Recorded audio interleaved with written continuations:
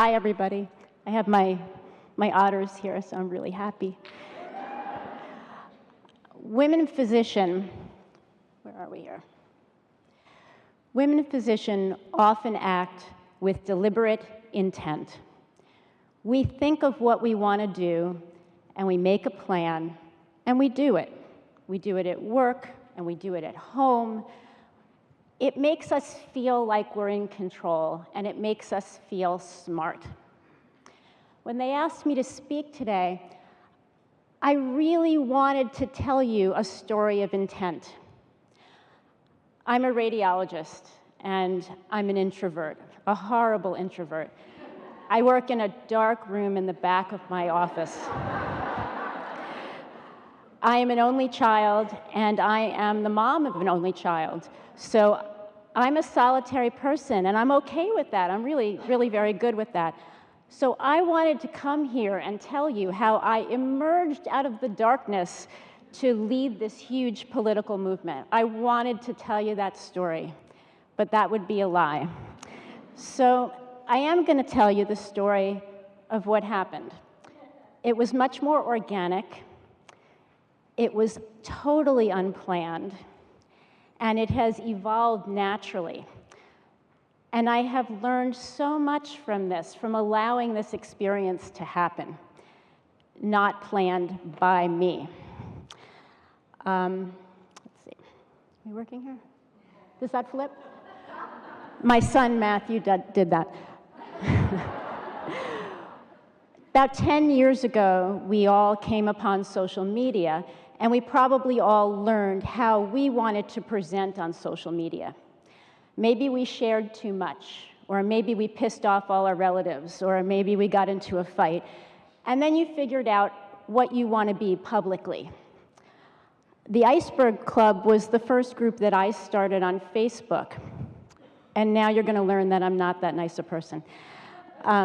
So the Iceberg Club is a bunch of women physicians, and we share the quality that we hate our mother-in-laws.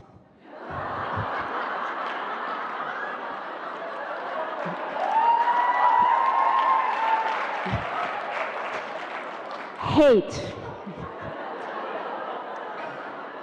I don't promote murder, but hate. So someone will tell their story, and it usually goes like this. My mother-in-law is coming for 6 weeks. She's moved the furniture. She's serving my kids shit for dinner, and I can't stand her, and she thinks I'm fat. And the first person chimes in and says, oh, honey, I hear you. Take a bottle of wine and go to the bathroom and draw a bath and relax. And the next person gets on there and says, fuck her and the horse she rode in on, and fuck that shit. We can curse, right? Oh, well. But I found my resonance, I found my voice, because you know what? People need a spot to be authentic. Your feelings are your truths, and they're real.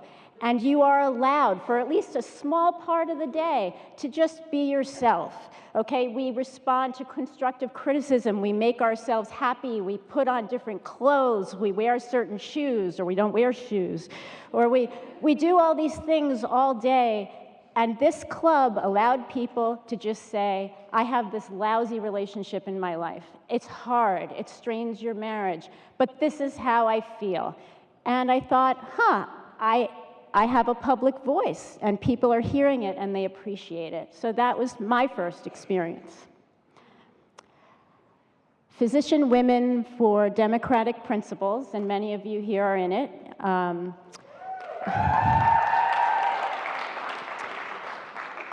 Did not start that way. It started as Physicians for Hillary, obvious. And after the election, we regrouped. And by the way, I have to say, this is not my group. There are 5 administrators that started the group, and we have 6 moderators. We have 11 people who work collaboratively very hard on this, so I cannot at all take full credit.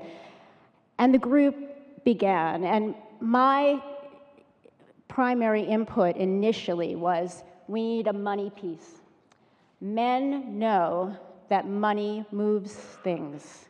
We need a money piece. This is not a discussion group, and I'm not here to argue. We need an action, a focus every month. So we started with Planned Parenthood. We put up a link, and I really had modest thoughts about it. I thought if we get a couple of $1,000s a month and we do something, it will affect change over time. And in that first month, we raised $97,000.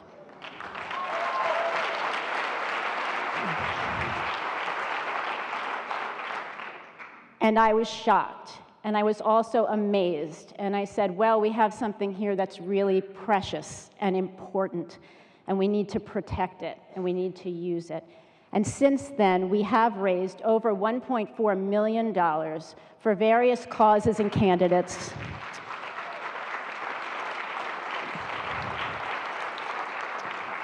Including many of our own women physicians who are running for office for the first time. If you were listening to the Kavanaugh hearings, you might have heard that Senator Feinstein submitted a letter with 1,000 signatures from women physicians. That was ours. So we got on the record. I'm very proud of the group. It's been amazing. But what I want to share with you now are some of the things that I've learned about myself and about leading from starting this group as a very unlikely leader. So 4 things. Listening. I'm going to share a story with you. When I was a 4th-year resident, I was at North Shore in Manhasset, and my chairman pulled me into the office. I loved him. He was a wonderful guy. And he said, Jen, you've been a great resident. You're dependable, and you're smart. And I was on my way to Brigham and Women's Hospital to study ultrasound. Everything was great. And he said to me, but I have to tell you this. You whine. He said, it's your coping mechanism. You whine. You whine all day. It's all that's coming out of you. You have the opportunity right now to change this. And I went home. I lived up the hill in an apartment, and I wrapped myself in a blanket, and I wept. It was like getting punched in the chest. I cried, and I marinated in this thought. And I really listened because I adored him. And I realized that I whine. And we all have an inner voice, and that's what my inner voice does. I don't whine as much anymore because I've learned that he took the time to tell me that, and he changed the course of my career. I still whine, but I do it internally. Listening is a really, really critical part of leading. If you are leading, it means people are following you. That's the definition of leading. And if they're listening to you, they're watching you, and they're talking about you. And it's important to know what they're saying. You might not change anything about yourself for it, but you have to know what the hot topics are. You have to know what people are upset about. You have to look over your shoulder, because if you don't, they may not be there. And this is not a political talk, so I'm not going to say too much about our president, but if our president listened a little more, he'd be better off.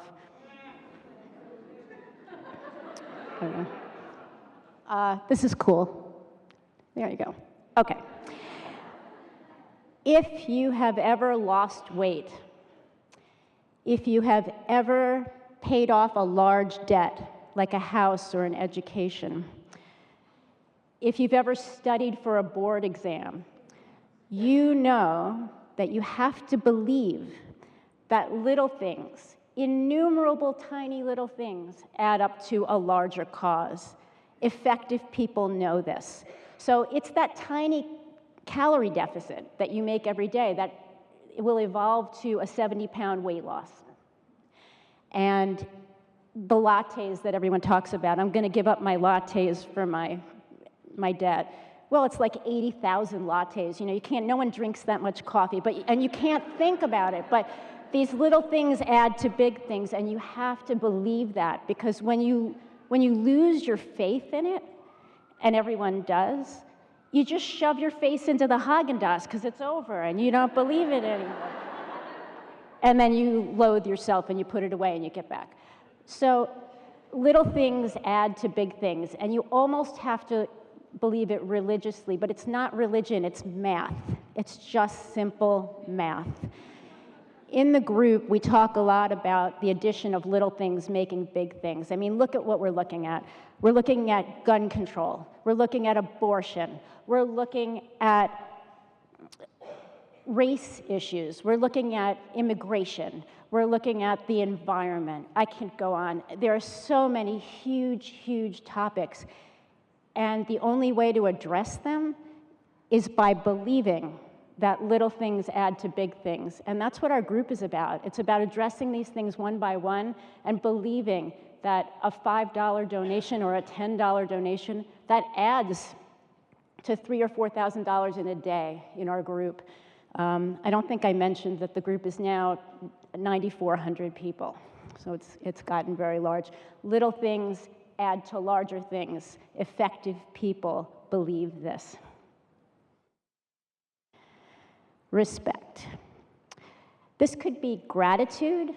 This could be kindness. This could be decency. I could have put anything up there.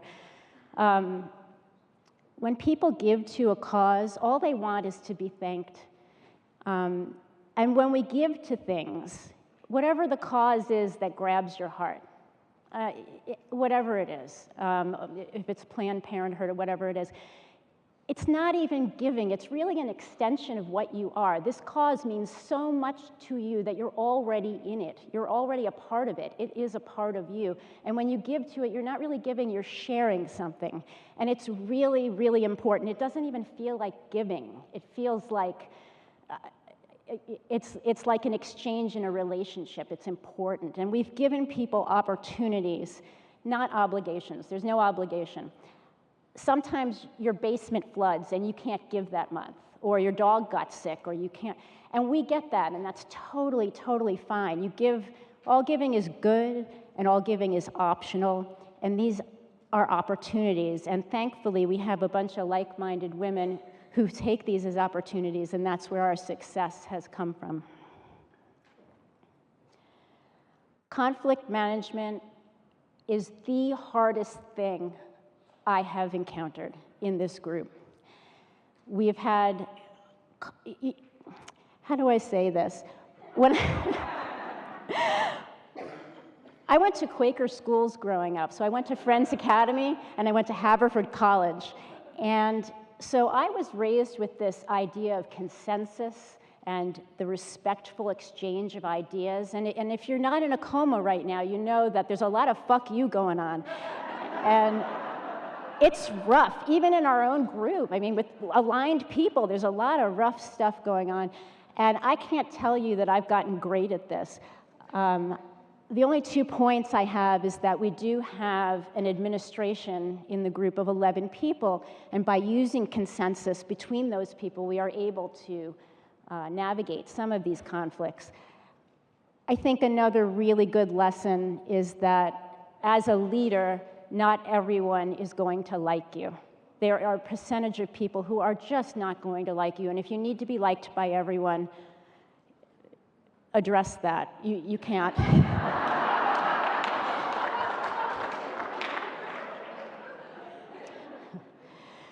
This is my woman leadership slide. Does she look good? Women physicians are leaders. This is what we signed up for. We didn't even know we signed up for that, but that's what we signed up for. In our communities, people watch us and they see what we're doing and the kinds of things we get involved with. But the nice thing is, it's an opportunity. I didn't have a message earlier in my career. In my 30s and 40s, I really didn't have a message, and that's okay. I'm nearly 50 now, and now I have a message. And by weaving yourself into the fabric of these women, by being here, by liking tweets, by joining Facebook groups, by becoming a part of the fabric, What you do is you enable yourself either to have a voice now, or you might have a voice later on when something strikes you. That is what happened to me.